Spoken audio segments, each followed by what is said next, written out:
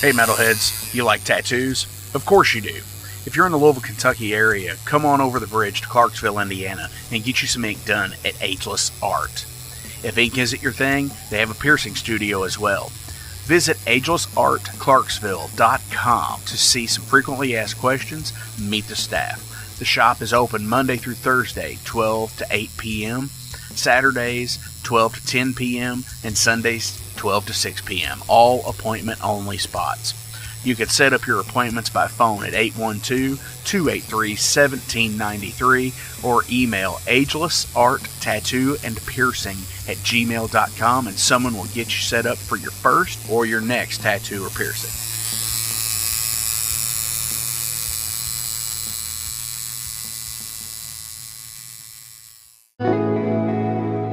Hey, it's Jeff McNichol down here at Mom's Music, 1900 Melwood Avenue. I was just thinking, when I was a kid, the magic was at Frankfort Avenue, the Mom's Music at Frankfort Avenue, and I used to beg people to get a ride down there just to hang out with the guys and see all the cool gear. Now that I'm the owner of this store, it's like a dream come true. We're recreating the magic with the vibe that we used to have at the old store. We're carrying all the gear that you're going to possibly want. We're giving you the outstanding service and personal attention that you deserve.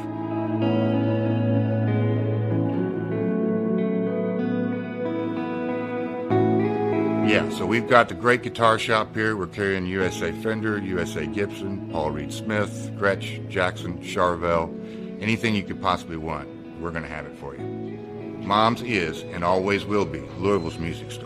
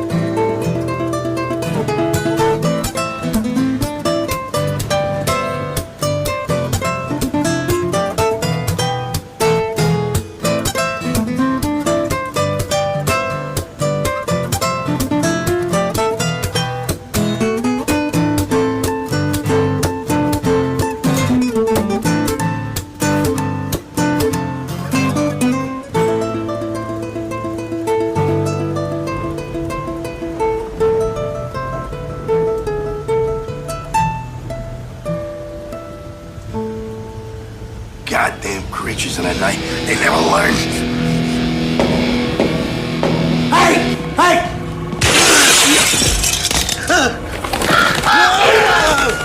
Suddenly, I heard a tapping, as of someone gently rapping at my chamber door. What are you doing now? You heard me rapping, right? You're trespassing. And you owe me a fucking new door. I'm looking for something in an engagement ring. Yeah. Gold.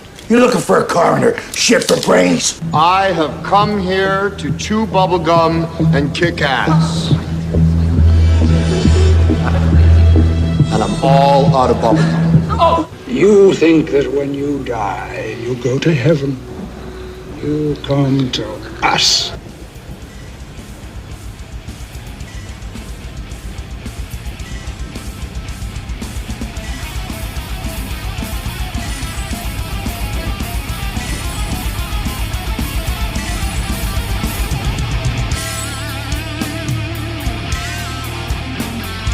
Thank you for tuning into the Metal Forge. I am Mark Jackson and I am your host. The premise of the show is pretty simple. Awesome interviews and awesome music.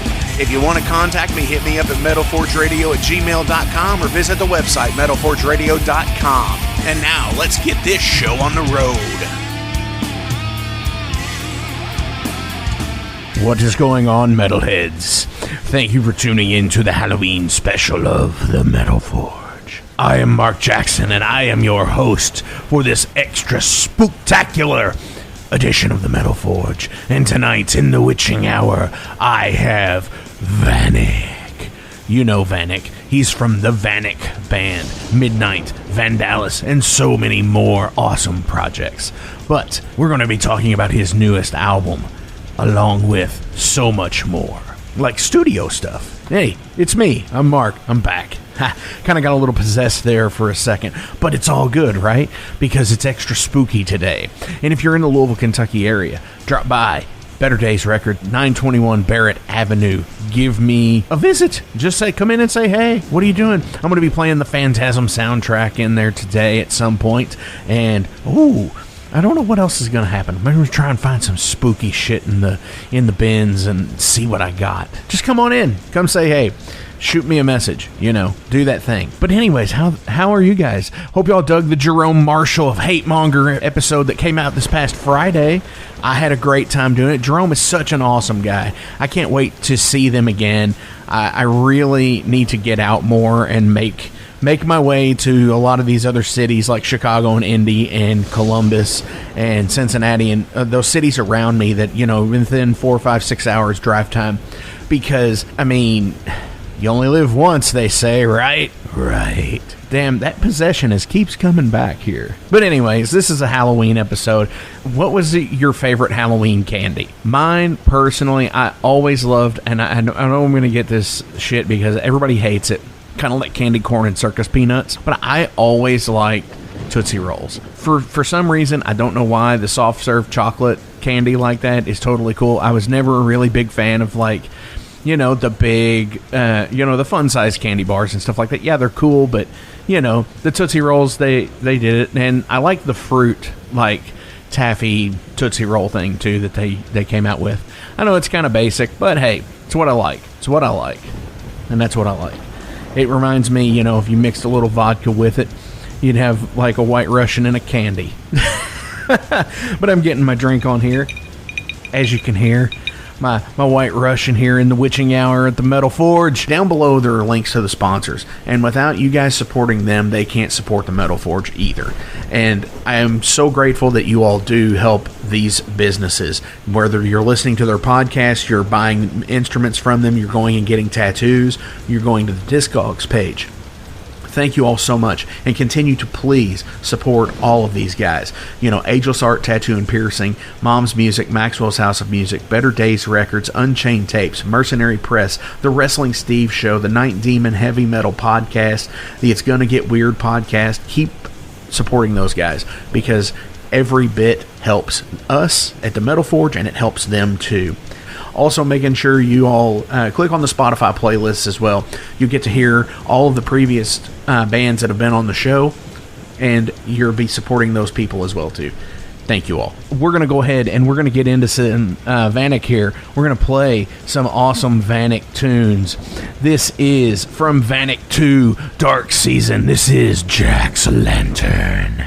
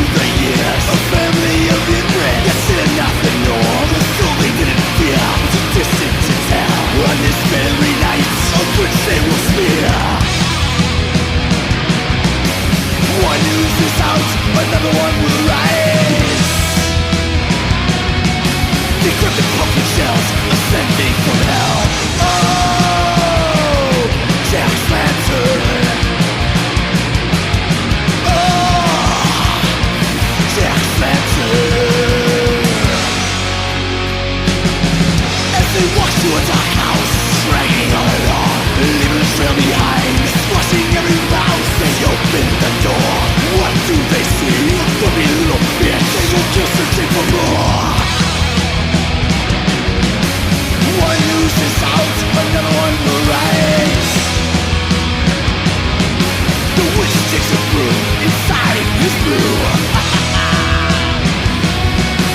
Rising through the smoke, glowing in space. Decrepit pumping shit.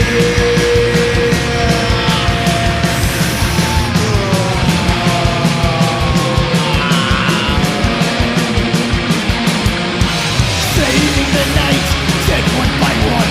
This could be you, don't turn off the light.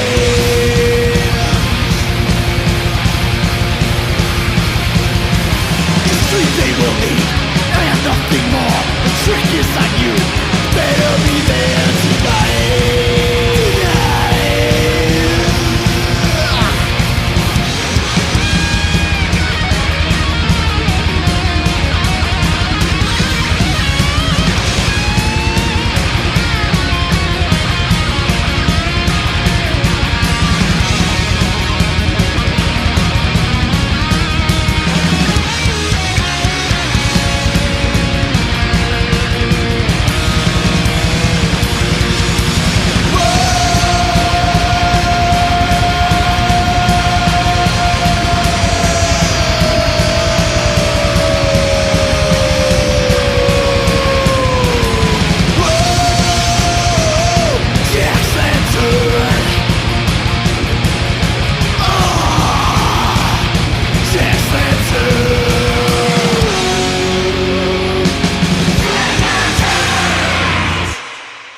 All right, metalheads, I am being joined here on this special Halloween edition, spooky season coming to an end, unfortunately, with Vanik. You all know who Vanik is. He's been on the show before. Vanik, dude, how are you doing?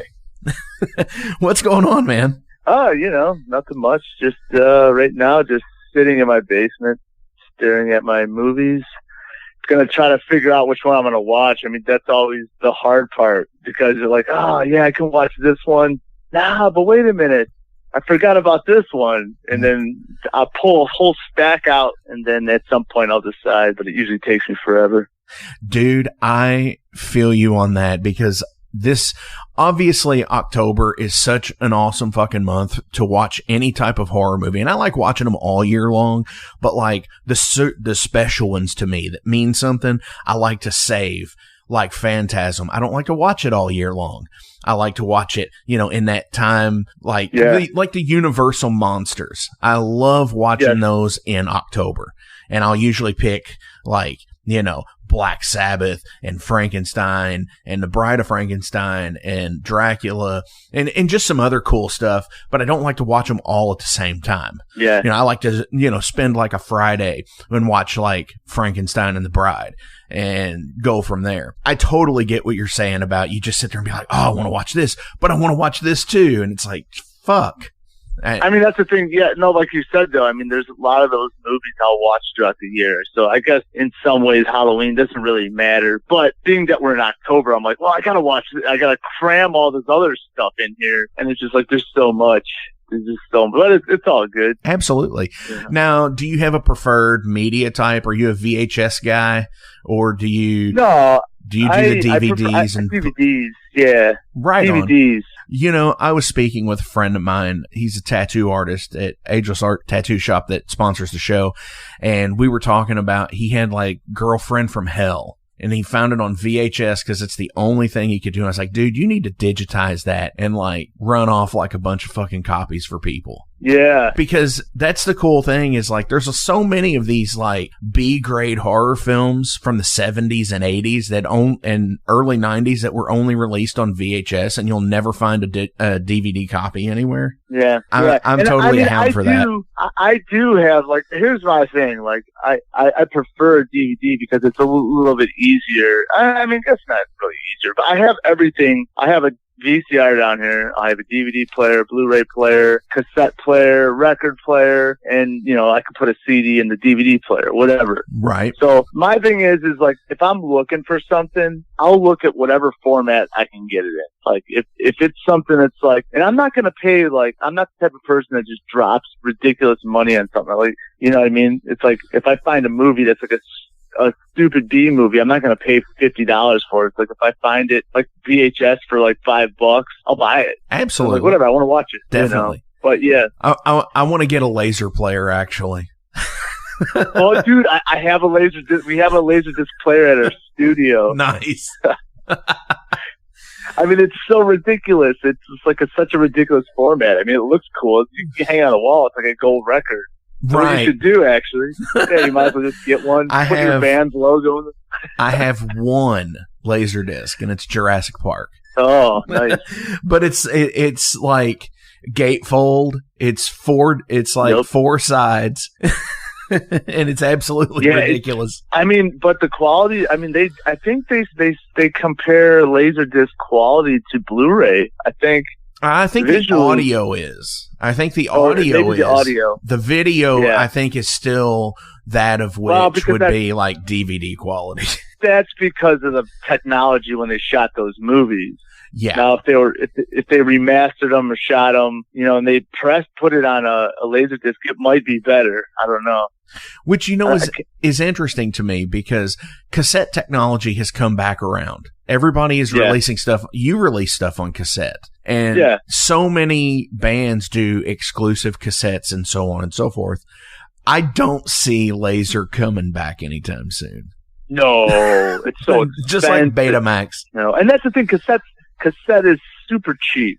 I don't like them. I honestly, I think they sound like shit. Like, I don't know. I mean, they're not really appealing. I mean, I like them because, I have a cassette player down here and I'll put them on and it works. It works. But like, compared to the other formats, I mean, I would rather listen to a record, cassettes. Yeah, it's a weird thing, like how it came back. Like, even doing the new Vanik thing, everybody's pushed back. The cassette plants are even backed up. It's wild. Yeah, imagine a Laserdisc freaking. They start doing those now. I mean, I can't imagine. There's a bootleg company out there called Kunaki, and I've brought this up to quite a few people. And shout out to Adam Neal for turning me on to these people because they do single press vinyl. Oh, I know Adam. Oh, yeah. Absolutely. They do single press vinyl there and DVD and Blu-ray and CD and all that shit too. I'm waiting for them to get into like the cassette game and, just whatever kind of weird media that you want to do. I'm sure that they could facilitate it at some point. I wonder if at some point, because the way it had worked, it was something new would come out and then something new and then so forth. Now that everything's digital, I wonder if now everything's just going to be at a level playing field because they're not even making cars that have CD players in them anymore. So that was the big thing for CDs is we can listen to this in the car and it sounds good. So now that's out of here, so it's I think a CD, a tape, a record, all of those are kind of the same. It's well, here's a format. Which one do you want? Definitely. My first vehicle when I turned 16, I got a 87 Dodge Dakota truck that had a factory CD player in it. Oh, wow. And when I got it, it was probably 2001. So the CD burning had just really came into effect, where you could burn shit at home and all that. It was so old of a CD technology that it would not play CDRs. Oh, I have one of those CD players. It's fucking crazy. It's what? Come on. This should be able to play this. It's the same thing. Oh, dude, it's wild. I have so many of those blank CDs just hanging around because at some point I'm burning everything. Even if it's one song of a stupid idea I came up with a year or for whatever, I still have it. And it's just so much of those CDRs. Right. Because you would buy a spindle of 100 of them. Yeah. And because it was the most cost-effective way. And yes, I've definitely wasted so many of them in the past. I've even used them as coasters on the studio table just because. Yeah. No, what you got to do is I in my basement, I have one of these, a bar top that my wife and I made. You put bottle caps in there and then you pour epoxy. Oh, yeah. But you could do that with the CDs, man. Just throw a bunch of CDs in there. I'm gonna think I'm gonna do something like that. Looks fucking cool. I've always wanted to do that with a table with CD, jackets. Yeah. Where you take the booklet and put it on the table and then like either epoxy over it or like Mod Podge over it. Probably epoxy would be the best way. But yeah. Your crafting tips here on the Metal Forge. Yeah, cool. So yeah, we're gonna do a how-to episode. Well, yeah, because the last time we were talking, you were out in the garage and you were making some stuff for stage show. You were making some stage props. So, which is super cool that you do that, because I've done that. Yeah, I was debating actually before I called you. I'm like, shit, should I call him in the basement or should I go in the garage? And I'm like, continuity is key, right? Yeah. You're right. It's starting to get cold out there, and I'm not ready for the winter time yet. Yeah, I mean, I typically don't give a shit, but like right now, I'm just like, I'm just gonna fucking chill. I mean, I fucked my hand up, so I'm trying to like kind of not do too much of work stuff in the garage. So I'm just trying to relax it a little bit, even though I just played on Saturday. So definitely.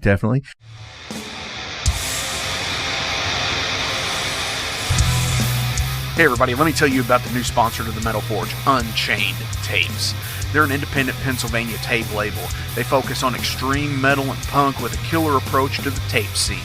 Visit their web store at unchainedtapes.bigcartel.com now to get your fill of tapes. And for being a Metal Forge listener, enter the code METALFORGE10 at checkout to get a 10% discount on your total purchase. That's unchainedtapes.bigcartel.com.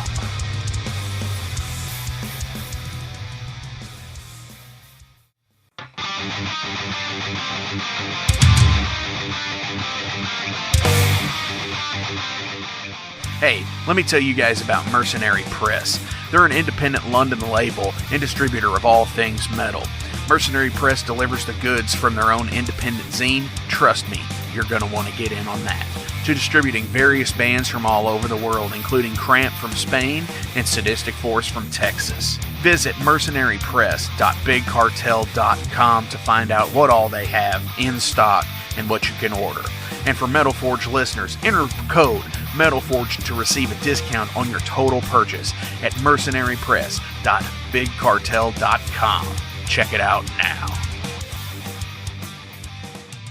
Entrails and Thrills, the new album, came out earlier this month. Tell me about it. Yeah, I mean, so like all the other stuff I do, I just start with a song, and then I'm writing songs constantly. I already have more Vanik songs already, in the process. So I just keep writing them, and wherever it takes me, it takes me. So originally I was going to do another full length, but I got caught up doing a bunch of other stuff. But we did record 10 songs. Like I have 10 songs that were done for this Entrails and Thrills, because I was thinking of doing a Vanik 4, for example. But as I finished everything, I put it all together, and it just didn't I thought the songs, the flow wasn't as good to me. I was like, I don't know. I would hate to just put this out there just like that. So I'm like, I was trying to brainstorm ideas, and then I had a bunch of these spooky Halloween tracks that I always come up with in my basement, and I had a bunch of them done. So I'm like, what would be kind of cool to do? Or Jamie, actually, from Midnight, he kind of was like, dude, why don't you do a best Vanik release where it has both of your kind of styles in there? So I'm like, that's actually kind of a good idea, and I could do it on cassette because there's side A and a side B. Side A being a heavy metal, just basher side, and side B is the spooky sounds, where people are trick-or-treating or whatever. And they can kind of keep rotating during October, of course, which would make the most sense. But so that's kind of where it ended up. So it started as something completely different, really, and ended up being a cassette. And I would have done vinyl, but problem with vinyl is the turnaround times are a year, and I'm like, I'm already going to be done with another release, so I almost have to be ahead of the game 1 year or something. Right. Well, with your releases that you've already had, I mean, if it's a year from now before you're getting vinyl for this, I would think it would probably be another 2 albums that you've probably got done. Yeah, I know. It's fucking wild, dude. That's the only thing that bums me out. I'm like, I would like to have a vinyl of it, but it's just so difficult to do in a in a normal pressing with getting it back in time. Cause like I typically go in the studio around the same time with the Vanik stuff, which is mostly March, April, maybe. I don't know. I guess spring into summer, somewhere around that area is when I usually record the Vanik stuff. So, but by that time, even if I finished something in March, I still wouldn't have it in time by Halloween. Oh, absolutely.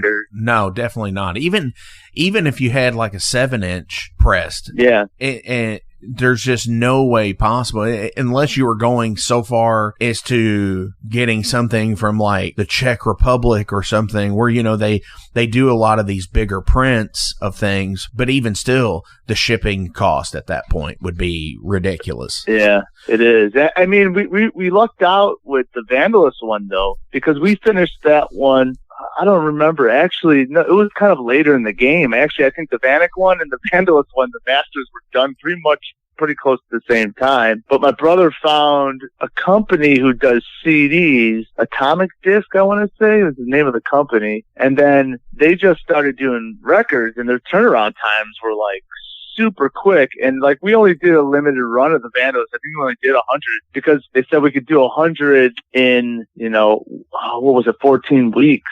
And we're like, shit, we can have that like this year. So we ended up doing it and we got it back. And we're like, wow, we're lucky because everybody else is out a year at least. There's just so many bands out there and everybody is releasing something on vinyl these days. Every independent band. I mean, not to mention, you've got these other, major companies that are going through the same places that we go through. Like if we go through disc makers, I've went through disc makers before, and you've got major label corporations going through them as well. Obviously, we're going to get our shit pushed to the side if, Kelly Clarkson's putting out a fucking new album.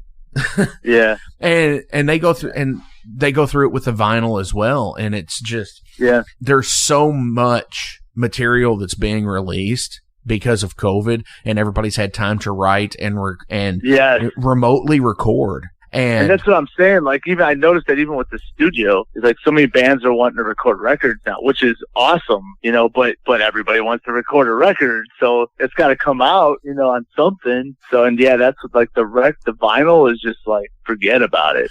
Well, absolutely. And I'm always an adamant supporter of physical media of any type, whether it be CD, tape, record, whatever. I will buy digital if I have to, if that's the only way I can get it. But like in this market, it's really hard because again, records are taking a year to come out. And if somebody's releasing something, November 1st on digital and CD and, at the same time, and it's going to be, September or October of next year before you get your pre-ordered vinyl copy. It's almost as if it's more just a collector piece at that point. It is, but you're right. I mean, cause, digital's instant. Dude, I can, and like, I kind of like it because I'm like, for me, it's like, I have ideas that just spew out. So it's like, I have so much I want to do. And it's like, I'm almost held up from the physical media. It's like, well, fuck, I got to wait now. It's like, I would rather just be like, all right, here's these 3 songs. Bam, put it out. There it is. And then, okay, here's these 3 songs. Bam, here you go. I mean, that's the good part about digital. But then again, there's also other issues. Oh, absolutely. There's been bands where I've bought the vinyl and had to wait from last year and finally getting it. And it's just like, do I really want to listen to this right now? Because I've listened to it so many times over the last year. No, dude, you're right. You're out of the moment. Like the album came out. And that's why I'm kind of like, even with this Entrails and Thrills, I'm like, well, am I even going to bother doing the vinyl of it? Because like, it's already going to be a year that it's been out. And like, people have heard the stuff. I mean, they can go on Apple Music on their phones and listen to it right now. Right. You could do that, so what the hell? You get the vinyl, you're like, sweet. But then again, I have buddies though, who are pretty much, that's the only thing they listen to. And like, if I don't put anything on vinyl, to them, it doesn't exist. Here's something I've noticed with your Bandcamp page. And I noticed this with something else that you had done prior to, because this was a cassette release, and obviously the digital is there as well. It's 2 tracks. It's side A and it's side B. Yeah. I like that because it gives too. this kind of weird, it makes you feel like you're listening to the tape that way. Yeah, I know people are pissed, like, dude, why the hell don't you have them separate? I'm like, well, I don't want you to fucking separate them. This is the way it's supposed to be, man. I put these songs together to kind of flow like this. So it's like, you put them in a playlist. Oh, it doesn't go to that next song. It goes to Iron Maiden or whatever is the next song in the playlist. And it's going to be weird to me. So it's like, now I did release the digitals with them separate, but I'm like, you know what? With this tape, I think it only makes sense if you listen to it like that. Right. Which is so cool because you're putting people in that moment of this collection of songs goes together. Yeah. Yep. And that's super rad to me because sorry, I don't mean to cut you off. No, go ahead. But for example, so I did just release the digital versions of them with them separated. Now the song The Witch, for example, the digital version goes right into the heavy part. And now on the cassette, I did like an acoustic intro. You see, that was something that works in context. I was listening to it, and after I finished it, I'm like, dude, I'm going to do an acoustic intro just because it'll sound cool, like a Black Sabbath, how they would do like a cool acoustic segue piece, then going into, a rockin' tune or whatever the hell. But I'm like, it worked perfect for the side A, side B type of deal. But when it's on its own, it doesn't. So, I mean, that context is key. Definitely. And like I said, it's a great idea because it really drives the listener, I think, to encompass the actual thought, the concept of something. It's just like not Minstrel in the Gallery, Thick as a Brick by Jethro Tull is 45 minutes of music and it's 2 songs. It's side A and side B, and it's made to do exactly what you were just doing. There's no skips in it. I know, and that made music so much more immersive when it was like that. I mean, it's not just a playlist thing where it's like, I mean, you're focusing on that one record. It doesn't really matter how many songs, like if it's on an LP. What matters is you have a side A and a side B. There's going to be music on this side and that side. So you're going to listen to it all the way through. You're not going to skip songs. And it's like, that just made it more immersive because you're there moving the record, flipping it, and you're listening to the music and you're becoming a part of what's happening, whereas you don't really get that with the digital stuff. Oh, absolutely. You're not immersed. This past year I started working part-time in a record store here in Louisville. We play vinyl in the store. And That's one of the things that I do is like I will go on and we'll play the entire album. So we'll play side A and side B, unless somebody comes up and says, hey man, can you let me hear this? Can you play it? And we'll play something else like a single track or something. But right. That's one of the things like with playing nothing but vinyl in the store, playing the entire album of something and just listening to the concept behind the album. Yeah, it's cool. I don't know. It's hard to explain some of that stuff. Like I just know when I'm listening to an album, I'm like, I don't need to do I don't need to touch anything. I just want to listen to it. Like, don't talk. Shut the hell up. Get immersed in it. Let me listen to this fucking album right now, So, it's weird because I get pretty stubborn, too, when I'm listening to music because a lot of times I'm like, especially if it's something new and it's a record, it's like I don't want to hear any talking. I just want to kind of listen to it and understand it. When you listen to, say, a new album, say the new Iron Maiden album that came out, are you one to put it on and listen to the entire thing in one sitting? Iron Maiden? No. They're just in general. No, I was using that as an example because it just recently came out. But in general, I like Iron Maiden, but that one I have to say no because it's like 4 hours long. But it's only 82 minutes. Yeah, I know. I'm stubborn. No, but like a normal 30-minute record, yeah. I mean, like, I do. I want to listen to it through because, again, that's part of the artist's interpretation. Well, at least it was. back in the day, they wrote a record to kind of all flow together and work together. You know, those were so important. Like, there's so many people behind an album pre-1990 or even in the 90s. Oh, yeah. That they were, you know, focused on getting the songs to flow right. I mean, at some point they wanted to have hits and stuff in there to make a bigger, you know, pop record or whatever. But the sequencing and all that stuff was super fucking important, man. Like, I don't think that's important anymore. No, I mean, because it's the single era. Yeah. Right. Again, you know, and whereas in the 50s and 60s, everything was based off of singles.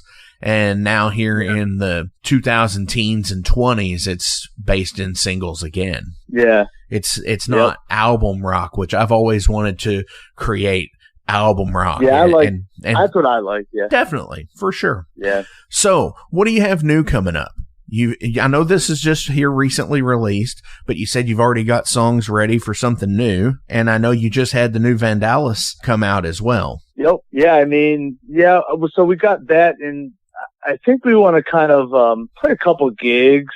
Like we might do a couple things even at our studio spot where, you know, like a live kind of, we have a back room where there's, you know, we could put a stage and have our PA out there and have some people, and do a couple gigs. Because, you know, that band too, it's like, I mean, it was before this album. I think it was only a year from the previous one. So we've been pumping those out, and it's like we got to start playing the songs and checking them out and seeing how they work. But anyways, moving forward, yeah, I mean, I'm writing in October I don't, because it's Halloween month. But once November hits, I'm going to get back in and, you know, keep on writing. Like I said, I have 5 other Vanik songs, because there were 10 that we recorded and 5 that, I guess you could say didn't make the record. So I'm going to do something with those. I had a couple ideas. One of them being just do a couple singles release with those, and basically, do like super limited CD. Like, I have these like vinyl CDs that came with like these blank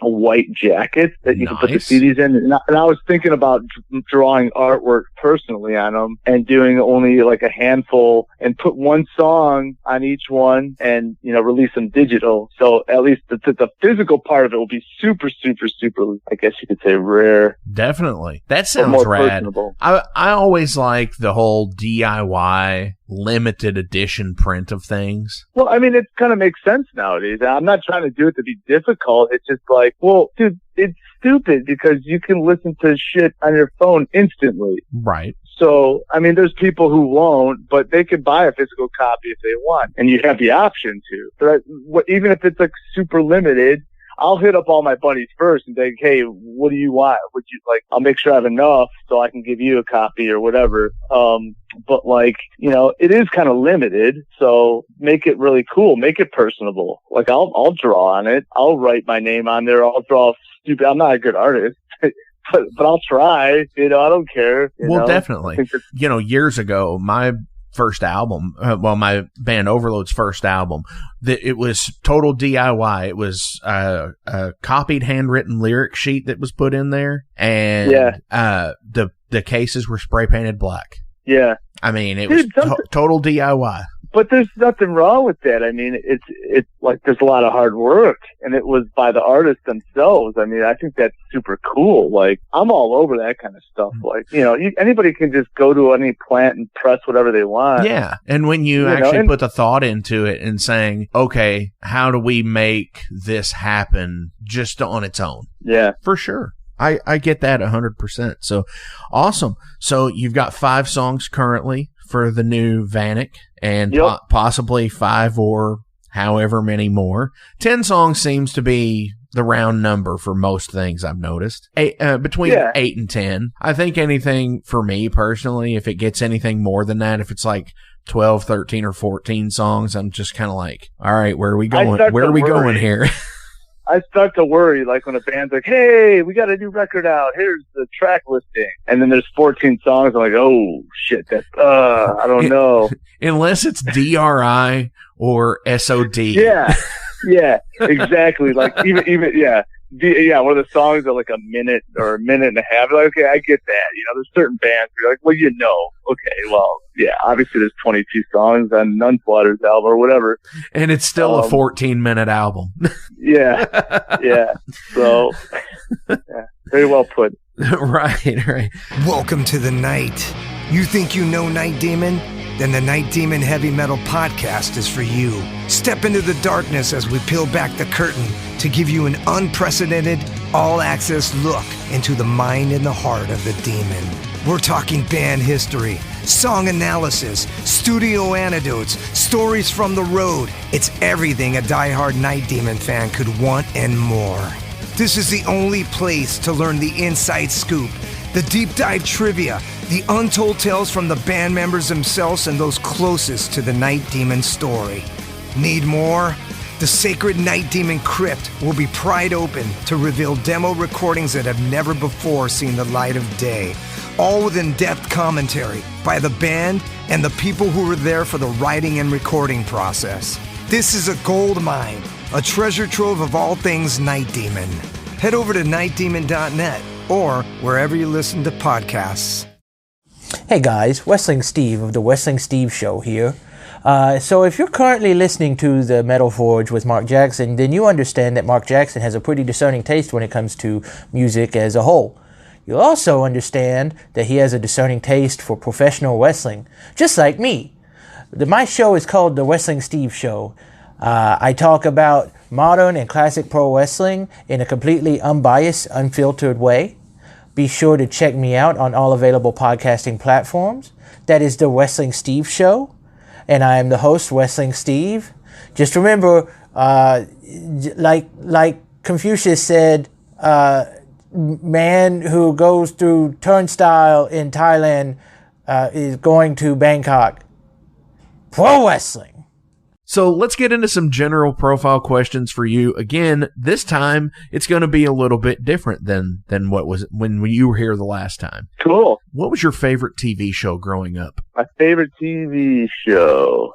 I used to like growing up as like a young lad or like a fucking deranged teenager. Something that a show from your youth that you were fond of. Let's just say that. Well, I've always like for me, like when I was younger, that Goosebumps came out, and I liked that. I was always drawn to that because of the Halloween aspect. Definitely. Probably. Yeah, I would have to go with that. I'll probably remember when I get off the phone, but right now that's what comes to my head. Beer or whiskey? Whiskey now. Whiskey now? Yeah, I used to love beer. I was big into beer. Like, you know, I love German beer and shit like that. Oh, yeah. But, like, now I'm always kind of, it's the poison that kind of doesn't make me feel like shit. If I stick to whiskey the whole night, man, I'm good. Now, are you a shot guy or do you like it like on the rocks? Do you like it neat? Or are you sipping it or are you like completely going like full crazy? Nah, man, I don't know. I'm pretty casual with my drinks. I mean, I'll drink on the rocks or I'll throw some Coke in there. Definitely. You know. Any particular brand? Coke. Nah, not really. It all works the same. Yeah, right. You know, I mean, of course, there's things that taste better than others. I mean, I went over a buddy's house. He had like 15-year aged. I don't know what it was, but it was great. It tasted good. But at the end of the day, if somebody had a bottle of Jack Daniels, I would have been just as happy. Big question here. Priest or Maiden? These days, man, I definitely have to go with Priest. Because I gotta say, like, you know, I got an Iron Maiden, awesome artwork. It was metal, you know, that was what metal was for me. You know what I mean? I was more of a Maiden fan in the beginning, but nowadays I realize that Priest is always, I mean, they've had their ups and downs, of course, too, but like their latest album, not to say it was the greatest one, but it's still metal, man. It sounds heavy. You know, it's Judas Priest. I mean, that's what you expect with Judas Priest, I guess, to play, you know? Absolutely. And like, you know, going with Maiden, I feel like it's the newest one. I'm like, it doesn't sound like a heavy metal band to me. It's like, yeah, it's cool musically where they're going, but I mean, I don't know. I mean, it's not cool. I guess I shouldn't say it's cool. I mean, it's not cool.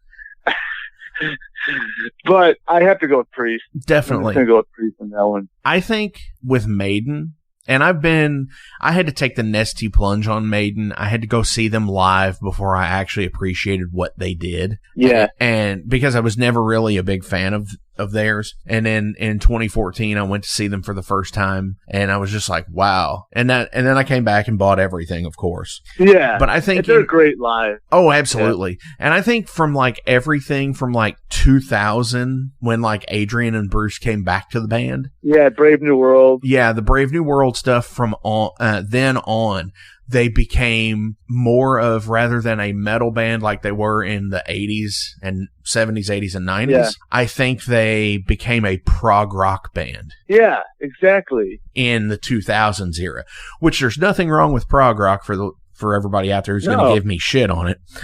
No, but I mean, it's Iron Maiden, though. You know what I mean? Right. They're not fucking Genesis or Rush or, Yes. Yeah. They're not that band. And even with, as you said, like Firepower is probably not the best album that Judas Priest has ever released, with exception of Nostradamus. Yeah. I mean, they've still been pretty dependable the entire time. Yeah, I mean, it still felt like a heavy metal album, though, don't you think? Like, I mean, Nostradamus is a little more, it was like, like concept-y and kind of like silly in that kind of way, but it's still like, I feel like they always had that metal edge, even with like, I guess I'll even give them the whole Priest thing with, or the whole Priest thing with, Tim Owens. It was still like pretty fucking metal, and right. like they've always kept that metal thing going. Not to say that you have to stay metal, you're a metal band, but it's like, well, Motorhead is kind of like, that's why I've always been gravitated toward like Motorhead bands like that, because you come to listen to Motorhead. This is what you know what you're going to get. And it's like, I'm cool with that. I want to know what I'm going to get. Oh, I absolutely. Something that's real, something that's like, why do I have to like try to figure out an equation before I listen to it? What was the first concert you ever went to? Technically, the first concert, I was brought there by my parents. It was Michael Stanley at Blossom. I don't remember who played with him, but it was him. But the first real concert was Kiss. Was it the reunion one with Ace? Around 96, 97? No. It was the farewell tour. It was the farewell tour. Yeah, it was Kiss and Ted Nugent. Yes, in like around 2000, 2001. Yeah, okay. So between that and Black Sabbath, I think reunion tour, there was one around 2002 with Ozzy. I think one of those were the first. I don't know which one was first, but those were the first real concerts I went to. I started playing concerts around that time too, actually. I don't know. Hell yeah. Yeah. I mean, either of those two being the first real concert you ever went to, that's pretty badass. Yeah, I mean, because like for me, like my age group, like I'm I can't see eye to eye with most of them. I mean, because they're into System of a Down and stuff like that, whatever, the stuff in the late 90s, Korn, all that alternative 90s rock or whatever. And like, I'm listening to frickin' Cream, frickin' Judas Priest, Uriah Heep, Iron Maiden, just classic heavy metal bands. And like, that's what I know. I mean, I don't know if it could have just been, I mean, I was lucky enough to be around people who are listening to that stuff. I think that's what it comes down to, Which is always interesting because those bands, like you were saying, like System of a Down and Korn, a lot of their first major tours were on Ozfest. Yeah. Yeah. Right? Because I think Korn was on like 97 or some shit like that, like one of the first Ozfests. They were on that tour. And in 99, I saw Slipknot open the second stage. Okay. So, yeah. At Ozfest. Oh, wow. They opened the second stage at Ozfest in 99 on the show that I went to. And, oh, wow. Yeah. So they were like super young at the time. They were, probably early 20s. So, okay. Yeah. Oh, wow. It's crazy. It's crazy. Shit. Like that. Yeah. That stuff, it was going on and I knew about it. And, I just was like so absorbed into this stuff. Like, I'm like, I just couldn't get enough of it. I'm like, this is what I want to listen to because it just connected with me like in a crazy way. Cause it's so funny because I just noticed that I was talking to my neighbor, like he's same age as me, but we started talking about music and I'm like, I see that's stuff that's not what I'm really into. I wasn't really, it's crazy. I don't know. Yeah. I don't know how that happened. You weren't a fan of like Soundgarden and Pearl Jam and Alice in Chains. You were the fan of, like you said, like Black Sabbath and Cream. Well, no. I'll say I am. I do like Soundgarden and stuff, because some of that stuff was even later 80s, and it was around, those bands close enough. I don't mind that. Like I like Nirvana too, actually. I think they're a great band, but I think it's the stuff after that. Like after the mid 90s was the stuff I didn't really like the Oasis and the Wallflowers and stuff like that. Yeah, that, exactly. Okay. Yeah. Where it kind of re-injected that 60s kind of folk kind of feel to a lot of it. Yeah, maybe, yeah. Hootie and the Blowfish. No. Yeah. Funny story. Sorry, man. I get on tangents pretty easily, but I think we were at the airport one time. We were going to play a gig somewhere, and we actually told the one lady at the desk, she's like, "Oh, cool, you guys in a band or something?" Yep. She's like, "What's the name of you guys' band?" We're like, "Yeah, Hootie and the Blowfish." And she's like, "Oh, who's Hootie?" And one of us raised their hand. Yeah, I am. Jesus. Anyway, sorry. Now that you brought up that name, I had to finally say that story. Oh my gosh. My mom. They're a bunch of immature idiots. No, fuck it. My mom, when Hootie and the Blowfish first came out, she's like, that's an old band. They played at Woodstock. And no, it was Country Joe and the Fish that played at Woodstock. Oh. That she got them mistaken. I was like, what? I was like, oh my God. I don't know. Oh yeah. No, it's not the same band. Definitely not. Being an eclectic person, playing metal as we are, we collect a lot of things. What do you collect? It's funny. My buddy just asked me that question, I don't know, a couple months ago. But I recently, nothing, because I guess my collection is studio. Now that I have we have a recording studio, it's dude, that shit's so much money that's I can't collect anything else, right. Because buying records, for example, I have records, but my collection is nothing, compared to people I hang out with. They got massive collection. I have enough. I have what I need. So, but it's all in the studio stuff for me, because I'm always trying to learn how to, work things and kind of work my way around the whole studio part of it. But the gear is expensive. Oh, absolutely. So, and with your studio, is it obviously it's there's digital because of ease of access. You're recording to a Cubase or Pro Tools or Sonar or something like that, correct? Yeah. We have we have a tape machine. We have recorded to tape, but anymore, we don't do that. You can, the whole idea is cool, but the technology has gotten so good with the computer side of things that you can emulate tape or whatever, not even emulate it. You can just the way you record it, you can get it to sound similar. Use the same approach. Right.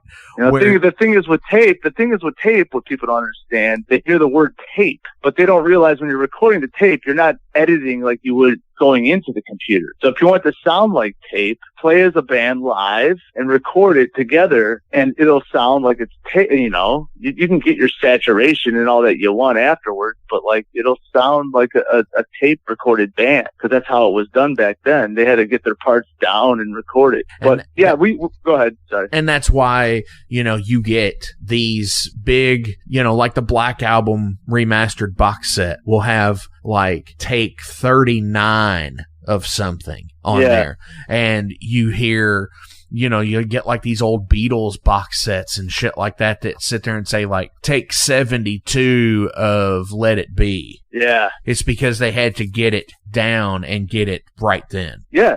Which is cool. It's, you gotta capture a moment. If you're spending a long time on a record, nowadays it doesn't make sense to, because it's easy. So yeah, just capture the moment, really, But Definitely. Yeah, to answer your question, to go back to the question, we use Pro Tools.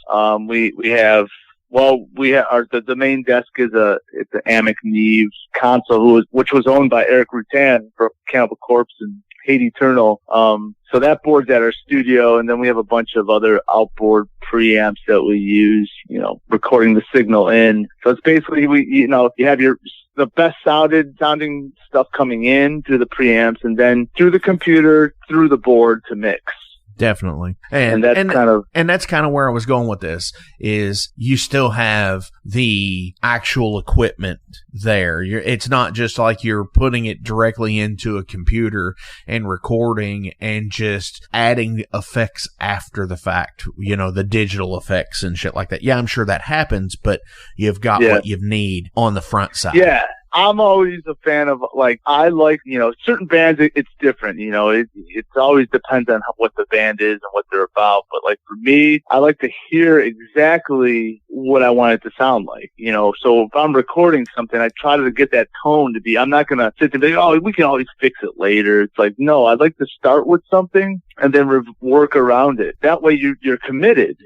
You are capturing a moment. And the only way to capture a moment is to commit to a decision you're making right at that point in time. So definitely having the right amount of saturation and the reverb and shit like that. Yeah, exactly. Oh yeah, absolutely. I get it. And one of the things that a lot of people don't catch today when you talk about the recording to tape, as we were talking about a second ago, is how much of a bitch editing on tape is. Especially if you have to splice anything. Yep, you have to splice it. You got to find the spots, mark it, cut it, tape it. Then save that piece because you might need it again. We might decide to add it back in. Yeah, I mean it's cool.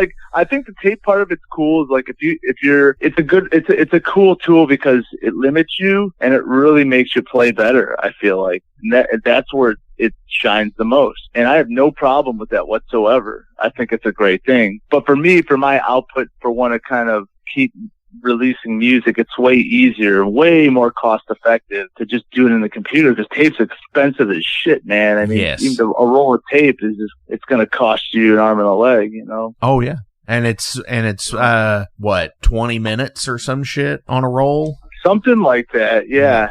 Yeah, so you got to buy multiple tapes for, drums. You have your drum tracks, you have your guitar tracks, your vocal tracks. I mean, all that's got to fit on a tape, and you can't, even when you're editing, at some point in time, that tape is just going to wear out and it's not going to sound as good. It's tough, in that regard. Oh, absolutely. But that's why I'm like, it doesn't really make sense for me to do that personally, so I don't. Definitely. Hey, it's Mark Maxwell at Maxwell's House of Music. Listen, all this stuff is now available to purchase on our website.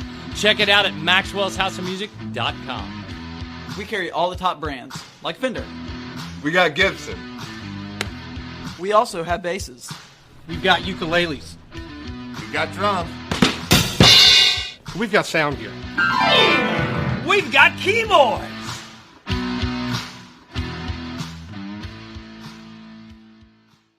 It's Gonna Get Weird is the name of the podcast. We're on season 2, so you have a whole season to get weird with Frank Green and Scott Clark. The best part is there's always laughter. Oh, yeah, you need to pull that out.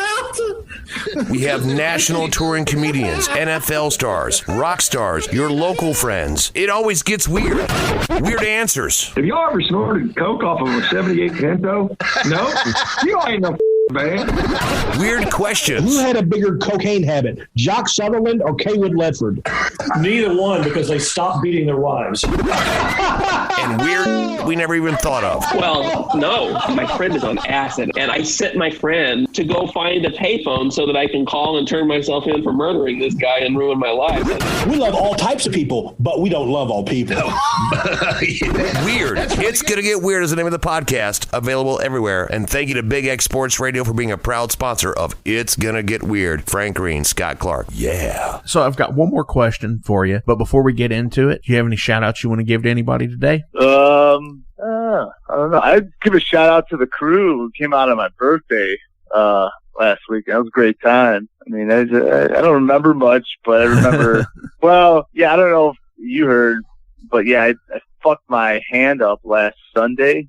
Oh no! And I think it's a fracture in my wrist area right there. So I mean, there were from Monday, Tuesday till about Wednesday, I wasn't able to even move my hand. Oh, shit. Let alone pick up a guitar. So luckily Friday comes along, we have a gig on Saturday, and I'm fucking, first time in my life I'm actually nervous to play. I'm like, oh shit, dude, this is not gonna be good, but I fucking made it happen and it worked.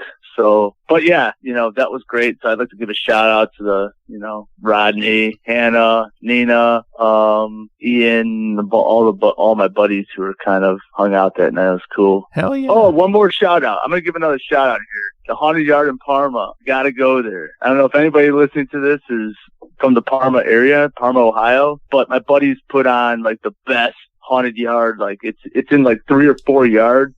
Killer, dude. Hell yeah. Super killer. Like, dude has like animatronic props. I mean, it's great. See, Parma. That's always great. I always enjoy, like, there's a street in Louisville. It's Hillcrest, and they always do Halloween on Hillcrest, and every single house on both sides of the streets have decorations. And it's great. And it's like the only street that I've ever seen that everybody does it. So yeah, when people get together and do like 4 or 5 yards of things like that together, it's super cool. Yeah, totally. Hell yeah. So big shout out to those guys. Keep it going. Yeah. So last question of the day. If you could relive any age of your life, what would it be? Relive?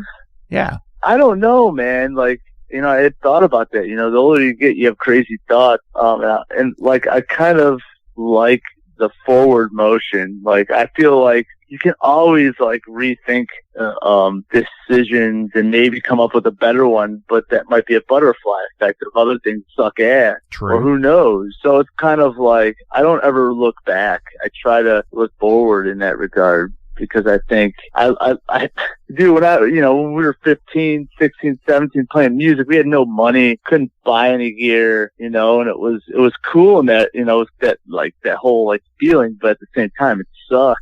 Couldn't afford to go in a recording studio. So it's like, to go back to that, I mean, I don't know if I want to do that, I'm pretty content to where I'm at right now, I guess. Hell yeah. Because as you said, always looking forward, looking up. Yeah. And definitely going for it. That's how I'm always moving forward, man. It's a forward motion for me, with all this music stuff. I could sit back here and think about putting out records or different things that's going to happen a year from now, but I'm not going to worry about it. I'm just going to keep putting stuff out. Whatever happens, happens, really. I mean, I don't know. There's no plan. Hell yeah, man. As always, links are going to be listed below. Vanik, dude, thank you so much for coming on the show this week for this special Halloween edition of the Metal Forge. I said last year, I was like, man, I don't think I'm going to do that again, but you know what? I have to. Fuck it. I have to. And it's always fun, dude. Off of Entrails and Thrills, what do we want to play out today? I think the song "The Witch." It's a cool song. It's actually a cover tune. It's I don't even know if many people know, but it's like an old '70s kind of like folky kind of tune. It was written by a dude called Mark Fry. You can check it out. It's cool. But I did the, I'm like, I heard like a cool riff behind it. I always wanted to do that song. So hell yeah, that one, "The Witch." Play "The Witch," man. Perfect awesome. One for Halloween. Definitely. And here it is. This is from Vanik, "The Witch." The witch is looking through my window. Her cold breath on the window pane. She's eating brains and guts. The pipe she'll try to rearrange.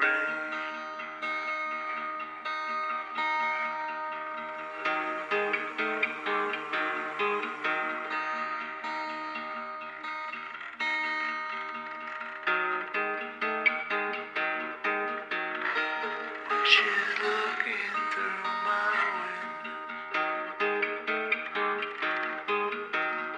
The witch is looking through my window.